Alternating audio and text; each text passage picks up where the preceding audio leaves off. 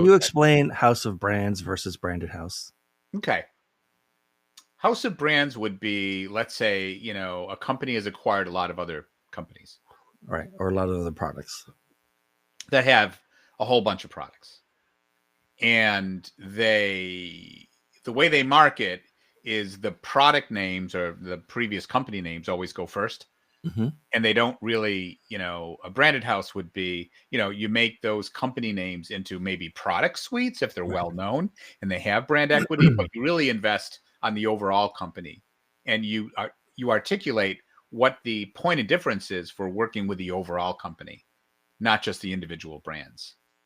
You try to get synergy across those brands and across those acquired companies, but your message and your positioning looks at your main target audiences, the space you're in across all of that, and what your meaningful point of difference is in a way you can articulate with simple words so people get it. They get how what you offer can help them with the problems they're trying to deal with.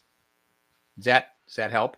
Yeah. Let me see if I can put that into an example that literally everybody would understand and already know. Okay. Before they came on the concept of combining it all into one suite called Microsoft Office. Microsoft sold 4 different products. There was the presentation software, the spreadsheet, the word processor, Yep. and the little database, Word, right? Excel, PowerPoint. That would have been House of Brands. And then they convert, assuming they didn't do anything else, assuming they didn't have Windows or cloud, right? It's just that, right? But then once they combined it into Office, nobody really buys just Word anymore, right? You buy Office. Yeah, you used to And be so able to. right. So now it's brand, right? And Now it's it's a not branded just house instead Office, of a it's house of brand. Microsoft Office. Yeah. It's attached to the Yeah. Microsoft brand and the value of the Microsoft brand. Okay. All right. Fair enough.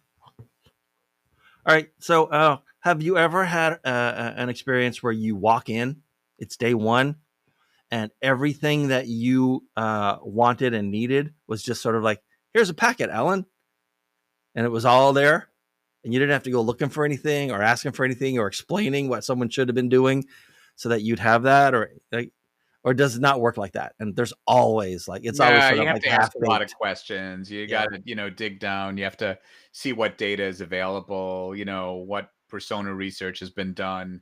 I mean, they're always, sometimes a lot of stuff has been done and sometimes not. Right. And, the size of a company isn't any indication of that things are done. I mean, the big companies Right. have issues too that they have to deal with. Yeah. Even figuring out their ICP, their ideal customer profile. I've worked with some very large companies that had a challenge and they brought me in to do that. Um, yeah, like over $1 billion company, so. Okay. Next question then.